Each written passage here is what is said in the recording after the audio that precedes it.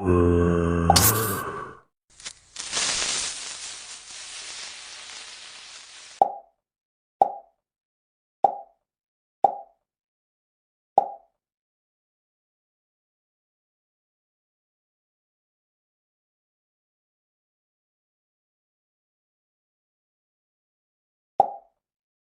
one.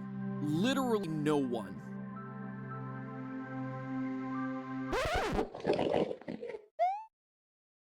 Oh, come on, you gotta be kidding me.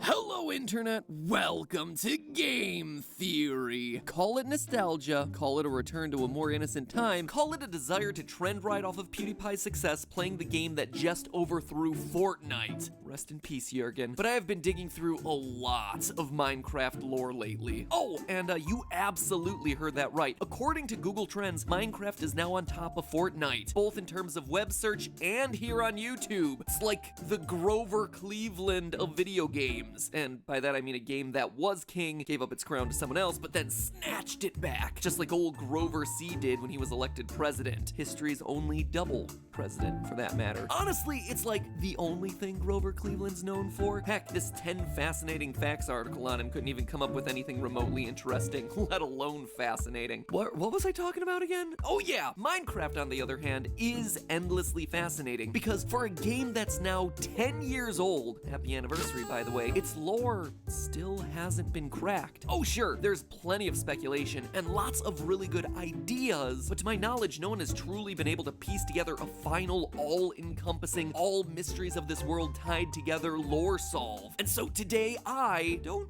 really plan on doing that. I'm not even gonna pretend. I'm starting to learn that people take it really seriously when I say stuff like, today we're solving this. So let me instead say this quite honestly to you. I'm gonna do my best to start us on a journey to solve this thing. I want to start a conversation with all of you where we can pool our knowledge and figure this out together. I want to put together my thoughts on pieces of evidence that stood out as particularly interesting to me, propose to you what I interpret that to mean, and then leave further discussion in our collective communal hands. It's a theory. It's always a theory. And like any theory, it's meant to be discussed, analyzed, criticized, added to, tested. And because it's a theory about video games, it's meant most importantly of all to be fun. And if along the way we solve some deep-seated lore mysteries, great, more power to us. These games at the end of the day are puzzles to solve. And so I'm gonna do my best to lead that charge in solving those puzzles, but I want you to be there with me every step of the way. And so our first step when it comes to solving Minecraft is tackling the Enderman. Originally programmed into the game as a joking reference to Slender Man, these tall, dark, and handsome creatures, well, just tall and dark, I guess, have become the cornerstone upon which all other lore in this game is built. Solving what the Endermen are is essential if we have any hope of truly coming to the definitive solution as to the hidden backstory of this game. And after exploring the design of survival mode, the gameplay decisions, even ancillary canonical content in books like the Mob Bestiary, surprise, surprise, I have myself a theory as to what they actually are. Admittedly, it's not a new theory, but what it lacks for an originality, it more than makes up for in evidence and observation. It is my proposal to you today that the Endermen aren't aliens, they're not ghosts. I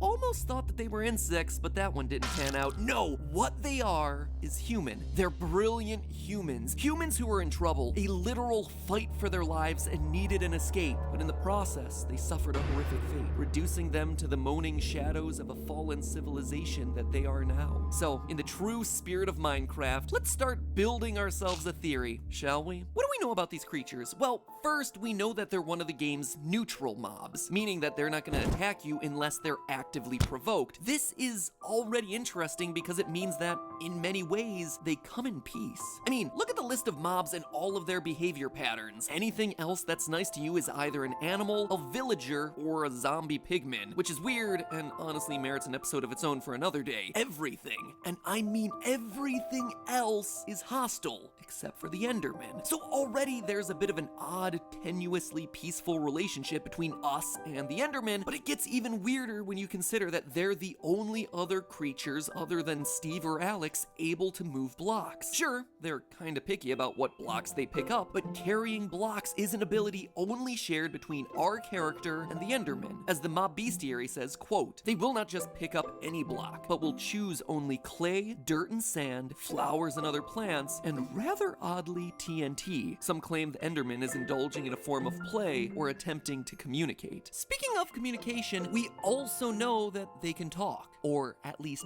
had the ability to talk. Listen to some of the sound clips from when Endermen are idling near you. You hear it? There's clearly a language here, a real language that we as humans can understand. Listen again. You should be hearing, hey, hello.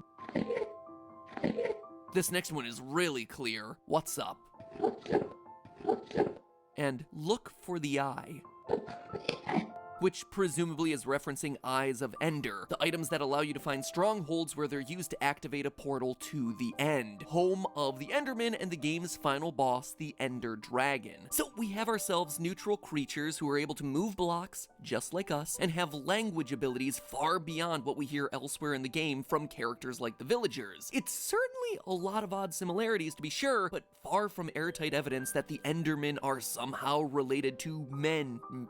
But now let's take a minute to actually look at their home, the End. The End is a weird final dimension for Minecraft. It honestly feels to me like where the game started to run out of money. Not that it could ever run out of money, with the whole thing just being a bunch of endstone and purple blocks, ugly purples and yellows everywhere, huge chunks of landscape missing, and giant cities that you can visit far off in the distance, all of which are eerily empty. This is the home of the Enderman, sure, even the mob bestiary says it, but look closer and you see that while the Endermen may call this dimension home, and they certainly wander around in the empty open landscapes, these giant looming Thanos purple buildings aren't for them. What do I mean by that? Well, let's take a look inside the End cities. There's tons of great loot hidden all over the place. Inside the chests, you can find everything from enchanted swords to saddles and armor for your horse. The Minecraft Gamepedia breaks down everything that we can find here, but something's wrong with that list. None of these items are actually useful to the Endermen. They don't wear armor, they don't attack with swords, and they certainly don't ride animals. Heck, there are no animals in the End to ride. Even the fact that the items are kept in chests should be a huge red flag here. Remember, Endermen are only picking up certain blocks, and none of those blocks entail chests. They can't use these things or the thing that stores those things. All of this points to the idea that the End's cities weren't built by the Endermen. They were built by and for someone else. Some other ancient people who managed to get to the End. But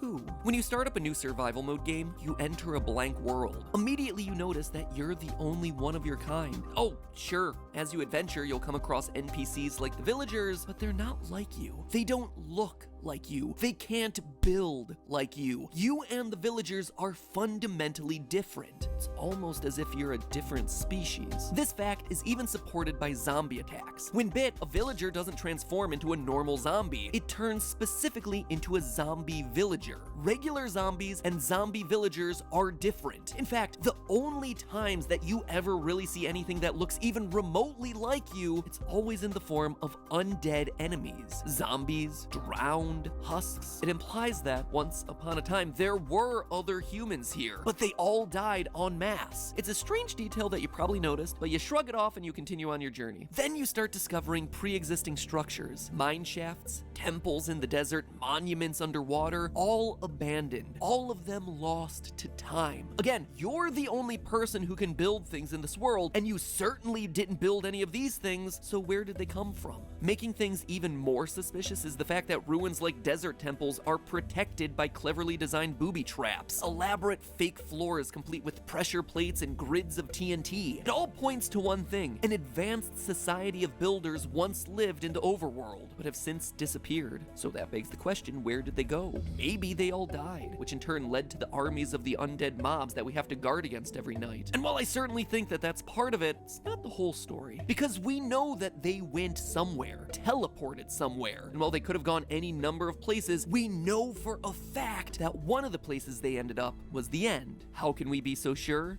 Strongholds. Strongholds are the hidden ancient ruins that contain massive portals to the end. Whatever this ancient society was, they were so advanced that they could figure out how to build these things, which in turn makes them more advanced than even you, the player. In survival mode, you can't craft the end frames necessary to construct this thing. In order to travel to the end, you must find these portals hidden within the stronghold. And let's stop there for a minute. I mean, have you ever thought to question that name? Stronghold? It's a pretty odd choice. Personally, I would think it to be like the portal room, or the gateway room, or the altar, or something, anything like that. But instead, the designers of Minecraft named it Stronghold, a term that refers to a highly secure structure built for defending against attacks. And there's that idea again, an ancient civilization of advanced builders that was quickly dying. A group of builders, just like our player, who were being threatened in the overworld and needed an escape. And what they created was a portal to another dimension, the end, where, wouldn't you know it, they built cities to store the items and armor from their previous world. But there was one thing that they didn't expect, that this would be a one-way trip, that the portal would close up behind them, leaving them stranded in a strange and barren wasteland. Sure, they were safe from whatever was killing them in the overworld, but now they were trapped in a wasteland guarded by an unstoppable dragon, and they came unprepared. Based on what we see in the chests, they came in with swords and armor and horses. Effective weapons to be sure, but not against an otherworldly foe. A giant foe that flies around and attacks with towering beacons that restore its health. They couldn't defeat this thing, hence why it's still living when we arrive.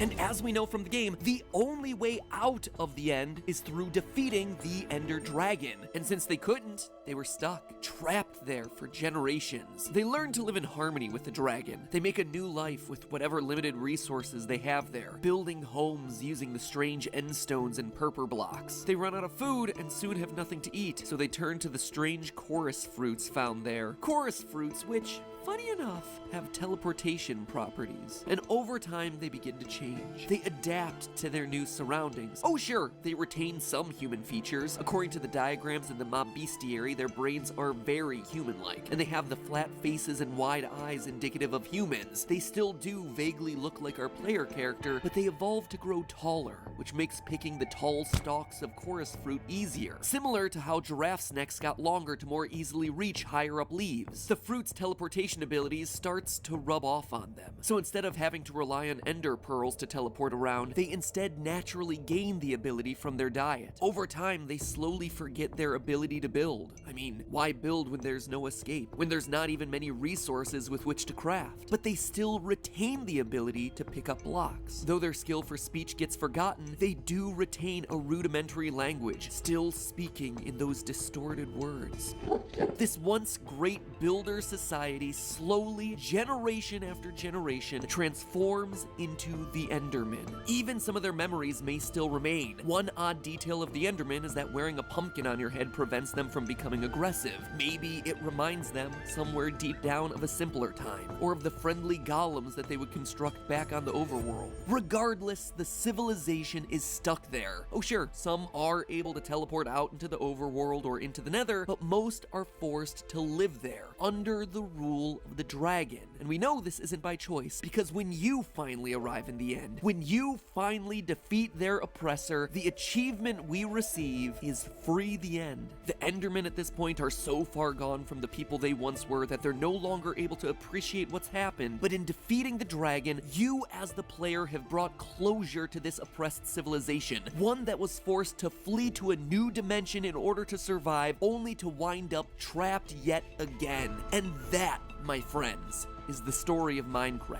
You're a builder, and you follow in the path of the great builders who came before you, discovering their work, learning of their enemies, unlocking their technology, and ultimately freeing them from their greatest oppressor. Now, admittedly, there are some difficult things to explain here, like how this ancient civilization got access to the Ender Pearls necessary to craft the Eyes of Ender required to build a portal to the end if they themselves become the Endermen. It would require some sort of time loop, which honestly there isn't a whole lot of evidence for. Instead, my thought here is is that the Ender Pearls are items that they learn to create before becoming Endermen, before going to the end. I mean, think about this. We know that this ancient civilization was able to access the Nether. End Rods and Eyes of Ender both require blaze-related materials to craft. So this civilization had definitely visited that dimension, and thus knew how to access the powers of teleportation. So maybe they learned how to harness that in a smaller, portable form, i.e. the Ender Pearl, before ever making it to the end? I'm not 100% sure. It's honestly just speculation to try and solve for this theory's biggest problem. Anyway, I want to know, what do you think? Did you like it? Did you not? Let's build it out from there. Why do they hate Endermites? Where'd the villagers come from? And seriously, what